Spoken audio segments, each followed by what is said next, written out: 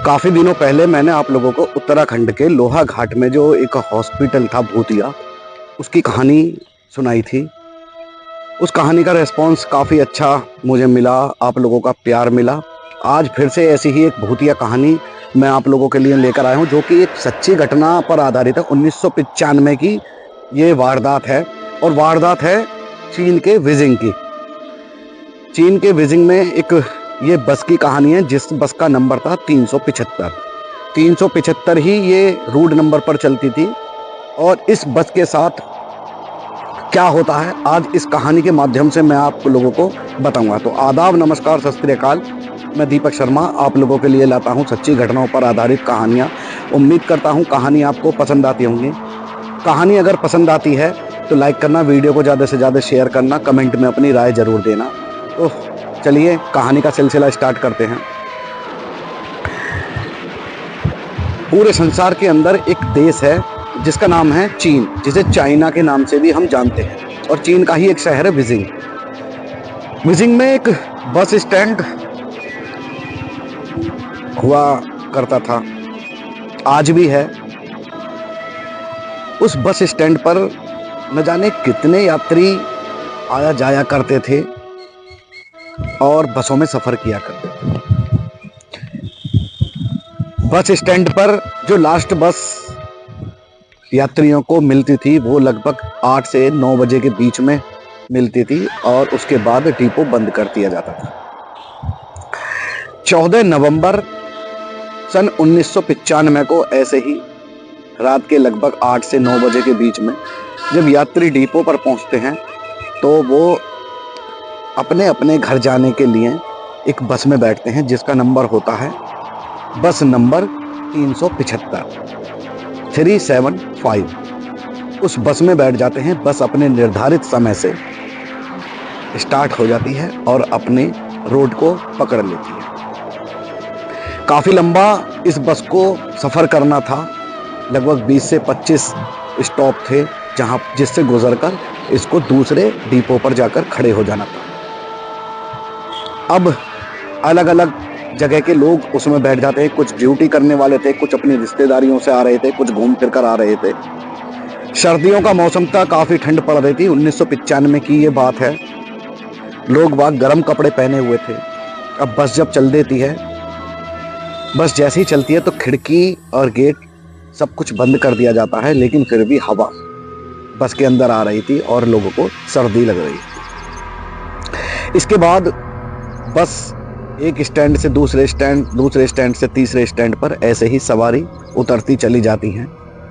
और जब आगे जाकर लगभग 7 से 8 स्टैंड बाकी रह जाते हैं,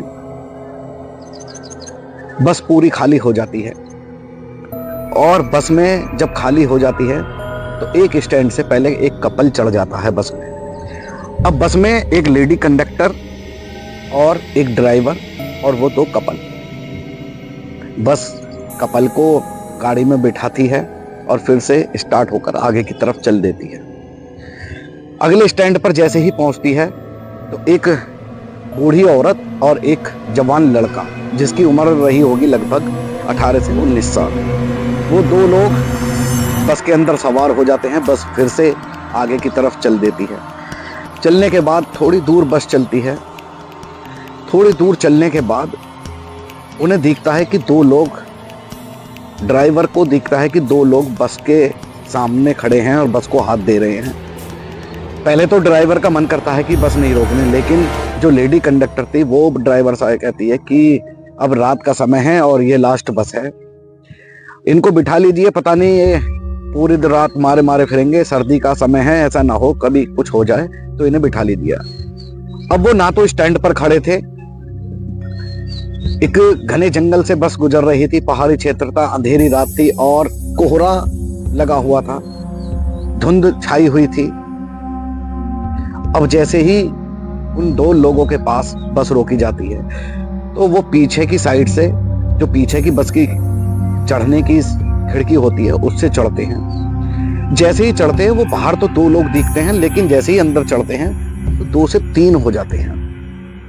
कोई बात नहीं, ड्राइवर और जो सवारियां थी, लेडी कंडक्टर थी, वो सोचती है शायद हमने ध्यान नहीं दिया इस पर, शायद 3 ही लोग थे। अब वो जाकर बस की सबसे पीछे वाली सीट पर बैठ जाते हैं।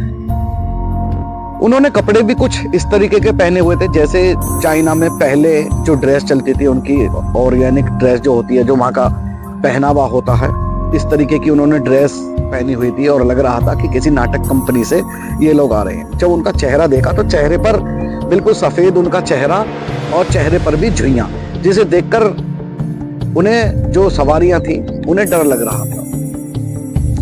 जो बूढ़ी औरत थी जो लड़के के साथ, जवान लड़के के साथ चढ़ी थी, वो बार बार पीछे मुड़कर देख रही थी और उन्हें देखकर डर लग रहा था।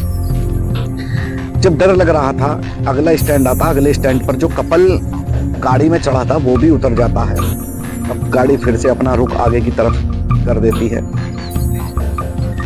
चलते चलते गाड़ी बार बार जो बूढ़ी लेडी थी वो पीछे की तरफ देख रही थी। अब बस में एक ड्राइवर, एक लेडी कंडक्टर और बूढ़ी औरत, वो जवान लड़का और 3 वो जो इंसान रास्ते से चढ़े थे जो पीछे की तरफ बैठे थे वो थे, यानी कुल मिलाकर 7 लोग।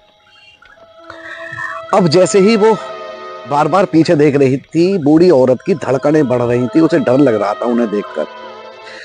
अब अचानक से बूढ़ी औरत एकदम शोर मचाना स्टार्ट कर देती है बस में और उस लड़के पर इल्जाम लगाती है जो उससे आगे की सीट पर बैठा हुआ था कि तुमने मेरा पर्स चुराया है और मेरा पर्स वापस करो।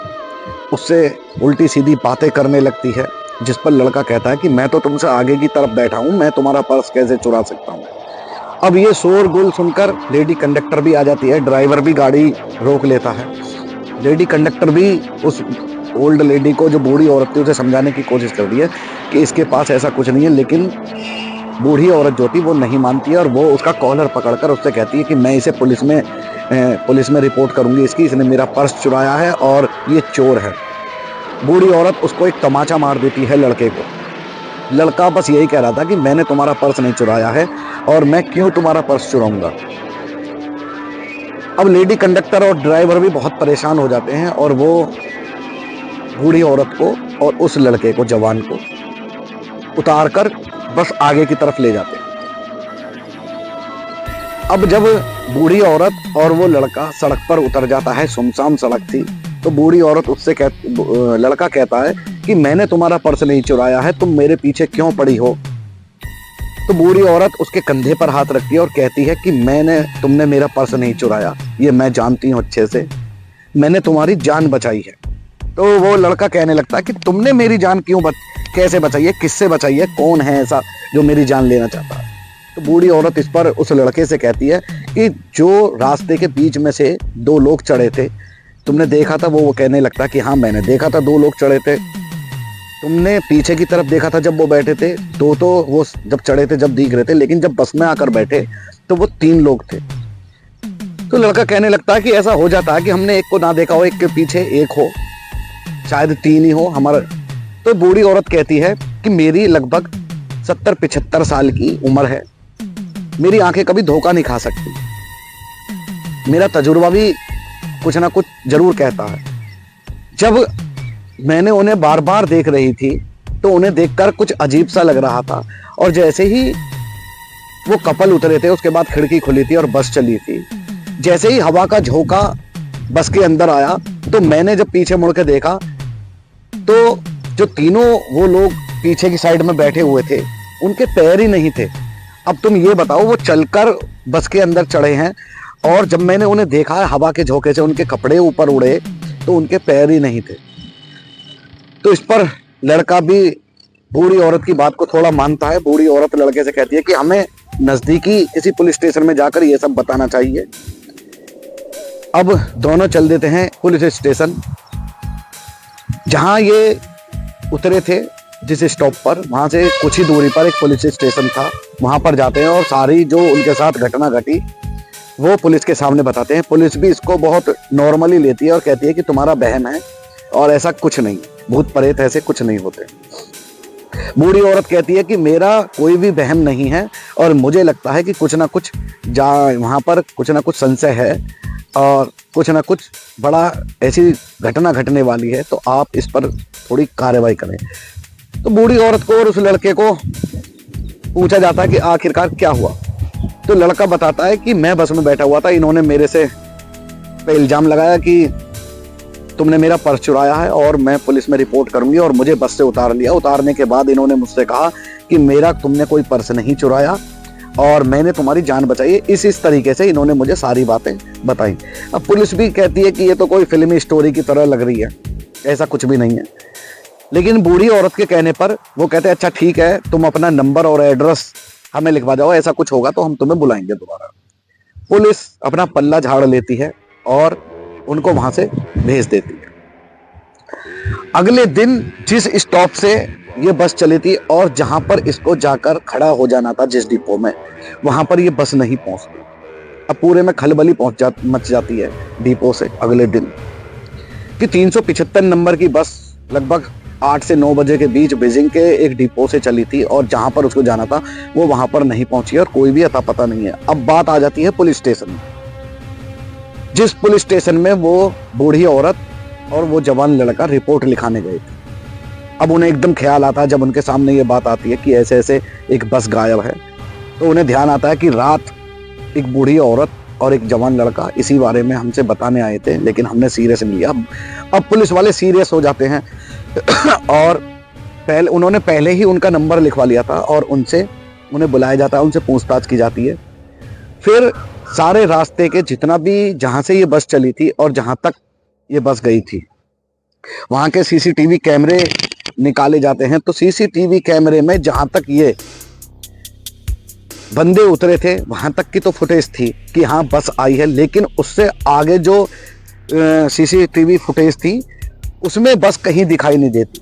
आखिरकार बस गई तो गई कहाँ? पुलिस वाले अपनी पूरी छानबीन करते हैं, लेकिन कई रोज बीत जाते हैं, बस नहीं दिखाई देती। अब उस बस में केवल एक लेडीज कंडक्टर, एक ड्राइवर और 3 लोग जो संदिग्ध चढ़े थे, जिनको देखकर उस बूढ़ी औरत को डर लग रहा था। कुछ दिन बीत जाते हैं, 2-4 दिन। उसके बाद पता लगता है कि वही बस एक पास में ही कोई जगह है जहां ये डिपो पे इस बस को जाना था, वहां से लगभग 100 किलोमीटर की दूरी पर एक तालाब है, उस तालाब में पड़ी हुई मिली है। अब सभी लोग, डिपो वाले, पुलिस प्रशासन, सभी लोग वहां पर पहुंचते हैं। उस बस को निकाला जाता है तो उसमें टोटल मिलाकर 5 लाशें निकलती हैं।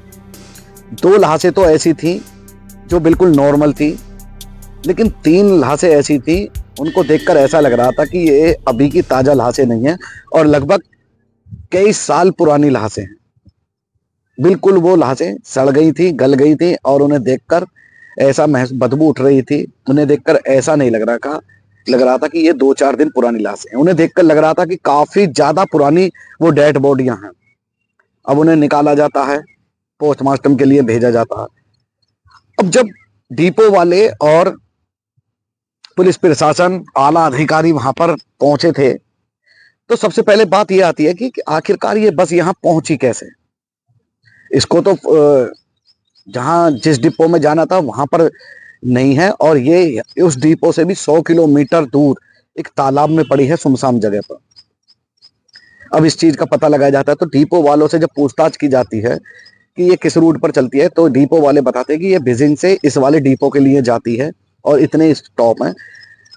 तो वो कहते हैं कि शायद ड्राइवर इसे ले गया हो। तो डिपो वाले कहते हैं कि गाड़ी में इतना तेल या पेट्रोल ही नहीं है कि ये 2 किलोमीटर भी और आगे जा सके। जिस डिपो में ये जानी थी उस डिपो तक का ही तेल था, क्योंकि डिपो में सुबह फिर से फ्यूल भरा जाता है इस गाड़ी में। फ्यूल ही हम लोग इतना देते हैं कि डिपो से डिपो तक ये गाड़ी जा सके। अब डिपो के जो कर्मचारी थे उनकी बातों को ध्यान में रखते हुए जब प्रशासन उस बस को निकालकर उसकी तेल की टंकी खोलता है तो अपने आप में एकदम उन्हें धक्का लग जाता है, चौंक जाते। क्योंकि जब वो बस की डीजल की टंकी या पेट्रोल की टंकी खोलते हैं तो उसमें पेट्रोल था ही नहीं। उसमें जब वो देखते हैं तो उस टंकी खून से भरी हुई थी, यानी जो गाड़ी थी वो खून से चल रही थी। और वो जो डेड बॉडियां थी वो 3 संदिग्ध उन्हीं लोगों की थी जो सबसे बाद में एक अलग पोशाक में चढ़े थे, जिन्हें देखकर बूढ़ी औरत को डर लग रहा था। यानी कि 3 प्रेत बस में चलते हैं। वो बूढ़ी औरत का एक्सपीरियंस बिल्कुल सही था, वो उन्हें पहचान जाती है क्योंकि उन्हें तजुर्बा था। 70-75 साल का तजुर्बा बहुत बड़ा तजुर्बा होता है। वो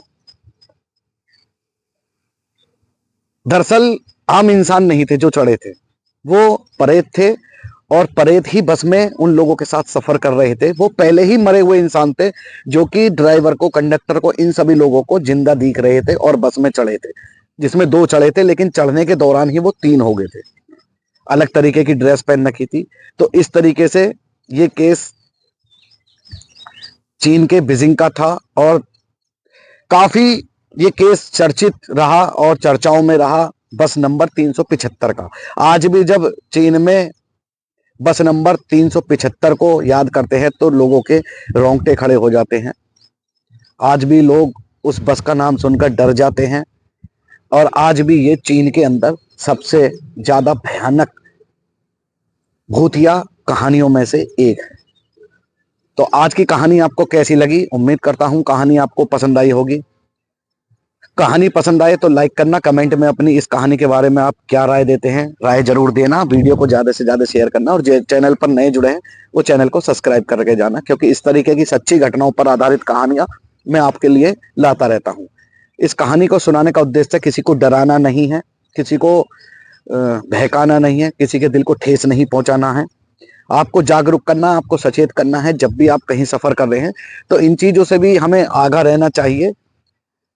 तो आपसे अब लूंगा इजाजत, और फिर से मिलूंगा आपसे ऐसी ही एक सच्ची कहानी के साथ। तो तब तक के लिए चैनल पर बने रहिएगा, दीपक शाना ऑफिशियल पर। तो मिलता हूं आपसे ऐसी एक सच्ची कहानी के साथ। तब तक के लिए जय हिंद, जय भारत।